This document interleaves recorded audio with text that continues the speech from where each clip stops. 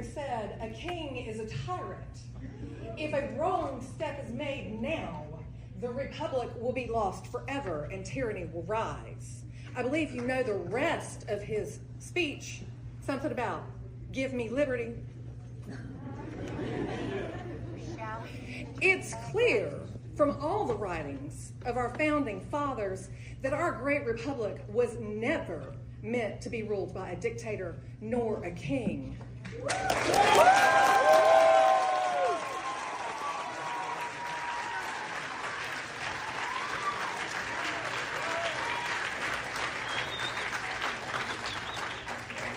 So you can imagine my shock and pure horror when I woke up to find that our president had given himself unprecedented executive powers and then within a few days named himself king to his followers. Tyranny.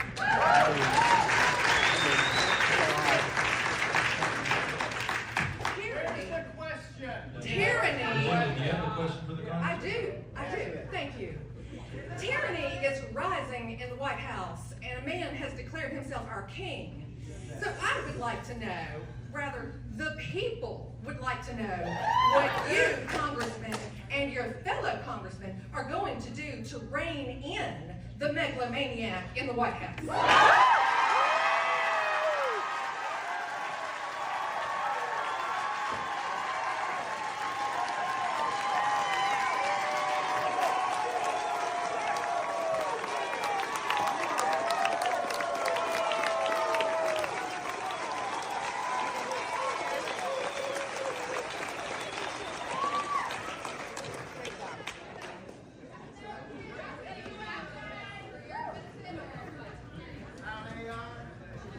I'm not going to give you my best foghorn leghorn response.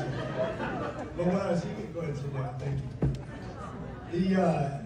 When you talk about tyranny, when you talk about presidential power, I remember having the same discussion with Republicans when Biden was elected. That's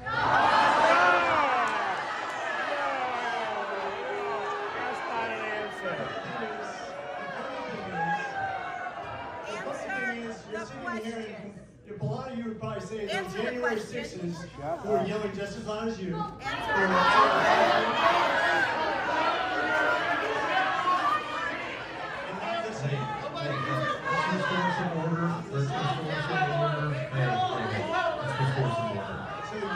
yelling at me is not going to get any answer. Answer. Let's get to that.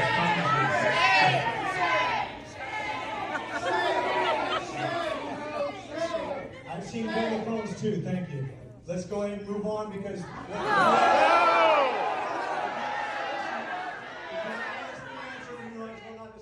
You know what? Answer the question. If you stop yelling, I will answer, otherwise we'll move on. Without all the backstory, just answer the question. Would you shut up? Would you shut up? Would you shut up? Would you shut up? You are ridiculous. So if you listen to what we project, this goes both parties, by the way. This is a bipartisan problem. No, it's not. No, it's not. The REINS Act, which reins in executive power for both parties, whoever's in party power, and I think it can be tweaked actually to be much better. I don't think executive privilege should be as strong as it is. I think we're out of bounds right now. I think your direct representation, whether you like me or not, I'm the closest thing you have to represent. Your senator's not going to be as representative as me, and the president's not going to be as representative as me when it comes to you, the people in this district. Likewise, I think state government needs to be more powerful than federal government. It used to be that federal funds only made up 1/3 of the money spent, and states was 2/3. It's more representative of your money and your money spent. That's better. Always push government down to the local level because you'll get better representation. I don't want to see the president make all the decisions. I don't. I didn't want to see. Do you not want to hear that I just said? I answered it directly. I said I don't want to see any president be too powerful. I just told you we have an act.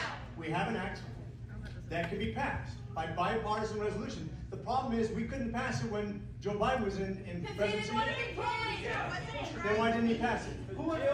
Biden wouldn't pass it, and the Senate, the democratically controlled Senate would not touch it. Because they wanted Biden to have executive privilege that was too big too. And this is the problem. This is a bipartisan issue, guys. Look, I'm the one saying, let's work together, and you're the one screaming at me. Okay?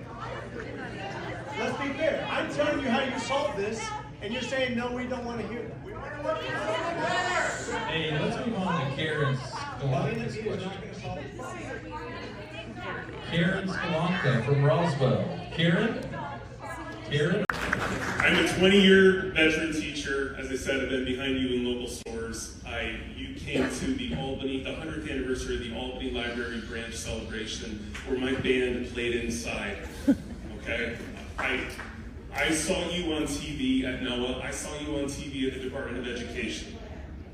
What I'm saying is this. Somebody asked you what your red line was, and you said that the time is always right to go.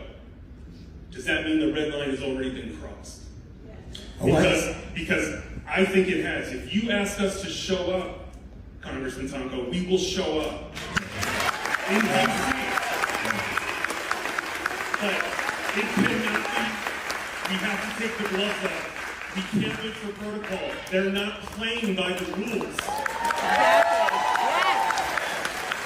We have to take it to them.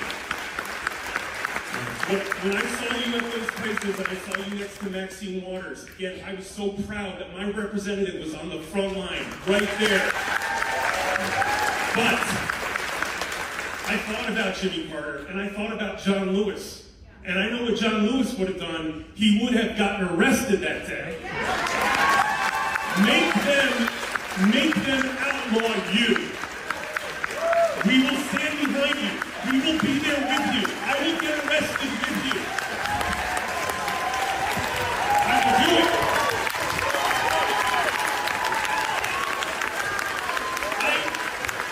I visited my dad.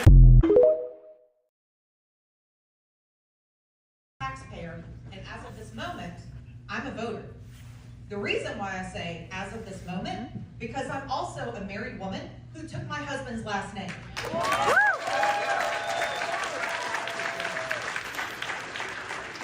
means that my birth certificate does not match my legal name. On January 9th, 2025, you joined as a sponsor of HR 22 SAVE Act. This means that me and 69 million women like me who have taken their spouse's last name will not be eligible to vote. I want you to look me in the eye and tell me why you are trying to take away my right to vote.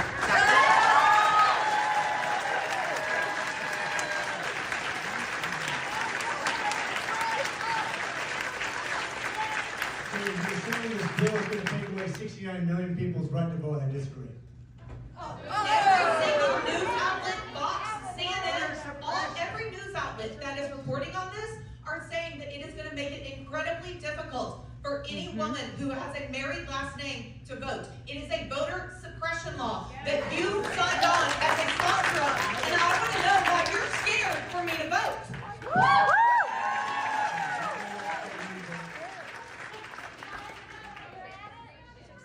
If you'll let me talk, I think you'll see that we were just down at an IT conference and a bipartisan approach to voter ID.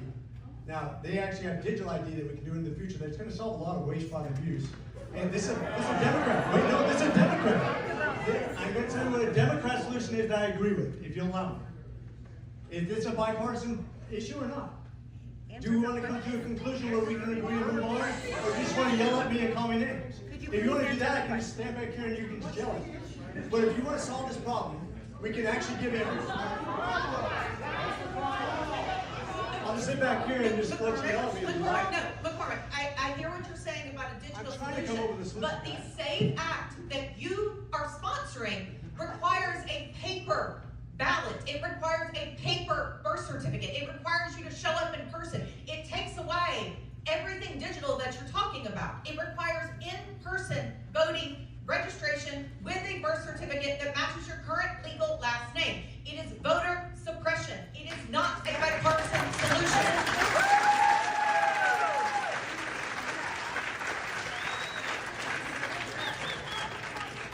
Mr. Kent Agramont.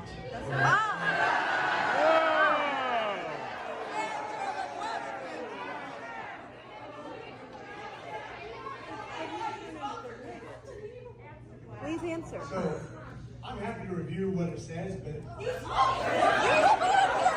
disagree with you. I don't think it says that. Are you? I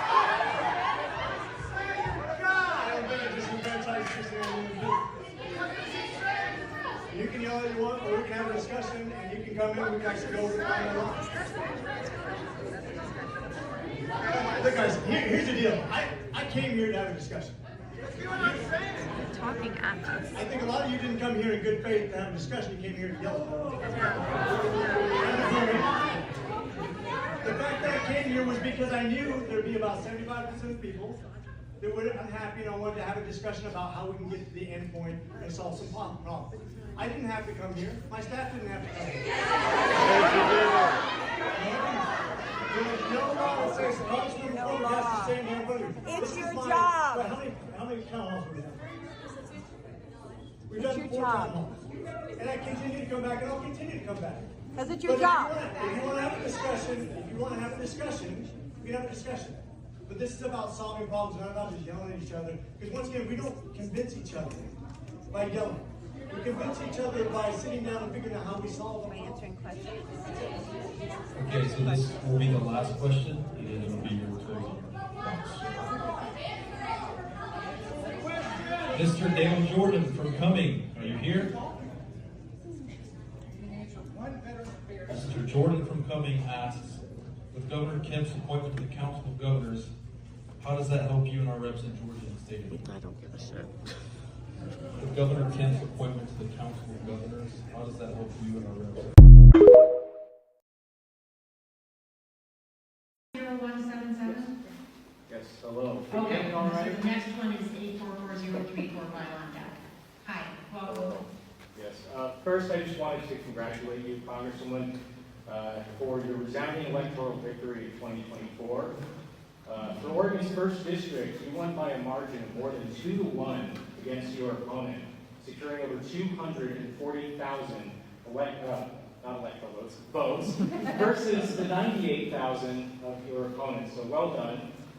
Every representative, when sworn into office, takes a sacred oath to support and defend the Constitution of the United States against all enemies. When I enlisted in the Navy, I also swore an oath to defend the Constitution. And that oath, I should note, does not have an expiration. Neither one of us is exempt from our obligations, even if it means risking our lives. Young Americans continue to put themselves in harm's way to defend our nation, and we expect the same courage and decisive leadership from our elected officials. I won't take too much time to reflect on the past. We've already noted many of the things that the current administration is doing. But I do want to reverse back to the first Trump term. In 2017, he fired Director Comey from the FBI, a move which was condemned as obstruction of justice. He repeatedly attempted to block congressional oversight during the Mueller investigation. And his refusal to cooperate with subpoenas weakened our system of checks and balances.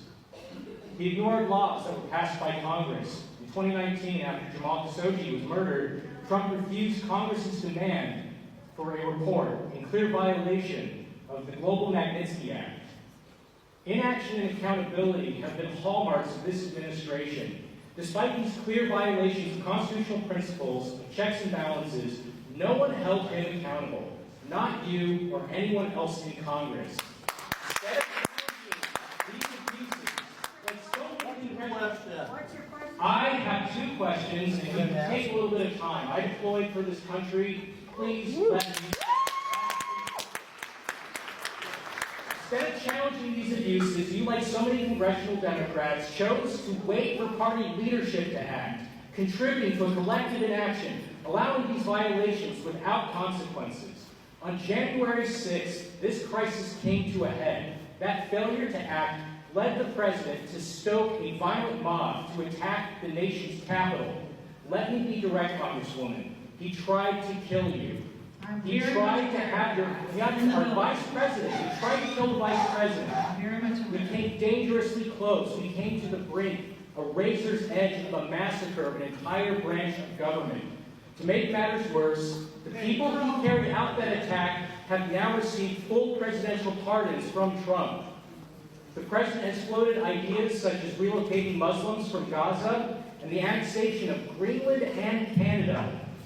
The president has pledged to deport 15 million people and claims that they are poisoning the blood of the country, echoing remarks of Adolf Hitler. Just this week, as a vital government institution, I was shocked and I was disappointed to see you stand idly by, making no effort whatsoever to push your way through. I was not silent. I spoke up, and I've spoken out. Then they had armed security in the door, and I'm not going to break. Get yourself arrested then. Push your way through. People take risks to defend this country.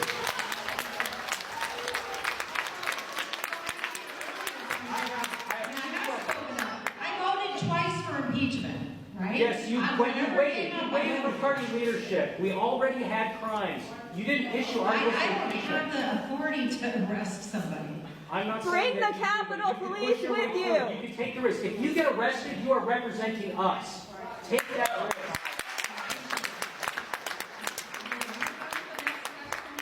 The question is, we are now dangerously close to a point where an autocratic executive backed by unelected oligarchs could seize full control. I want to know, what is your Rubicon? What is your line that shall not be crossed? Is it deploying soldiers or paramilitary groups to our streets? Is it fully rejecting orders of the courts, dissolving, replacing Congress, or declaring martial law? At what point will you declare that this is a crisis and actually put yourself at risk, put yourself in harm's way to defend this Constitution? I'm going to have to go on to some other questions. We're very well aware of why we're here today and why I'm doing what I'm doing. Answer the question. Answer the question.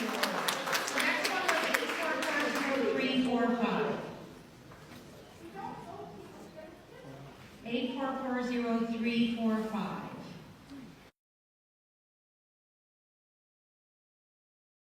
I figured Elon was going to be the main topic tonight, and he's going to continue to be the main topic tonight because we are all freaking pissed off about this.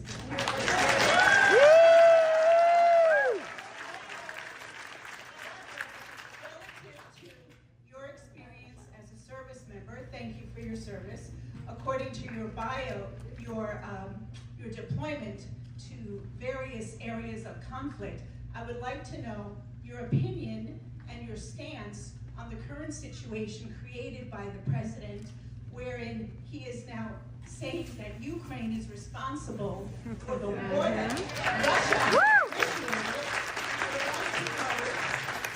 I would like to know if you as a congressman will get with your fellow congresspeople and stand up to the lies that are being told to the Americans. And I would also like to know if you believe that the 80-year-old alliance that we have with our European allies is strong enough to withstand the attack from our White House, because this is a dangerous, dangerous precedent. You as a serviceman,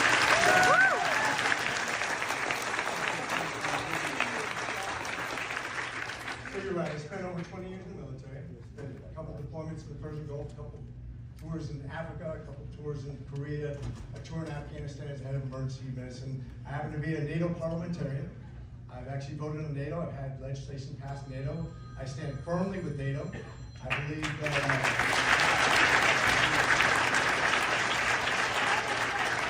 believe what Reagan said 40 years ago in Point du Hoc, which he said, isolationism never was and never will be the answer to a tyrannical expansionist government. I've been to Kyiv. I've actually sat with President Zelensky in person.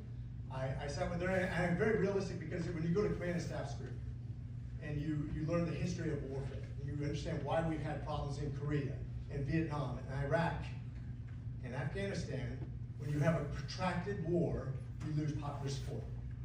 And I was trying to avoid this, and this is why I've really been frustrated with, because I think we could have ended the war very quickly, quite frankly.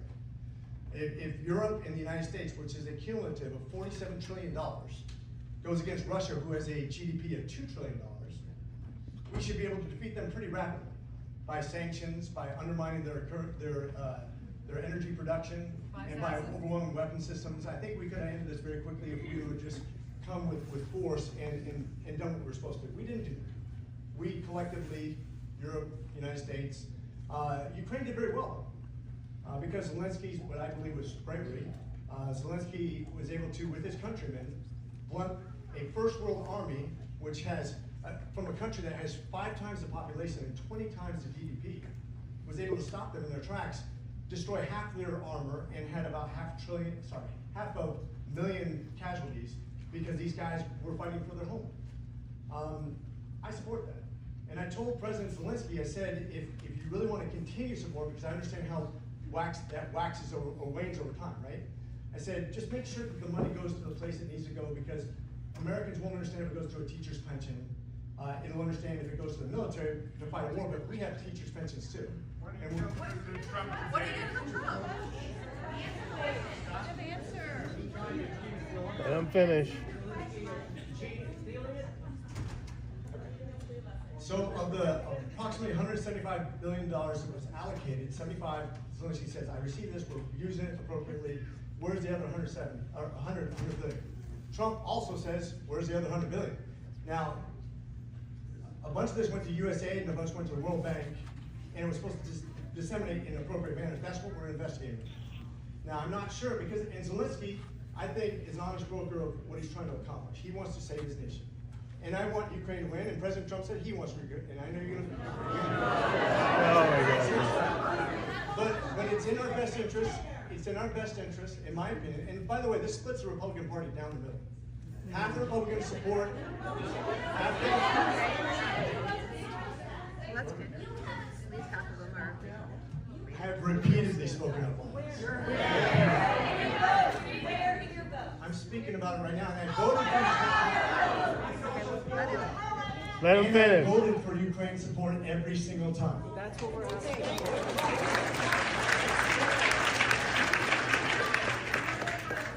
Now, if you don't think I'm an independent voter, check my voting record.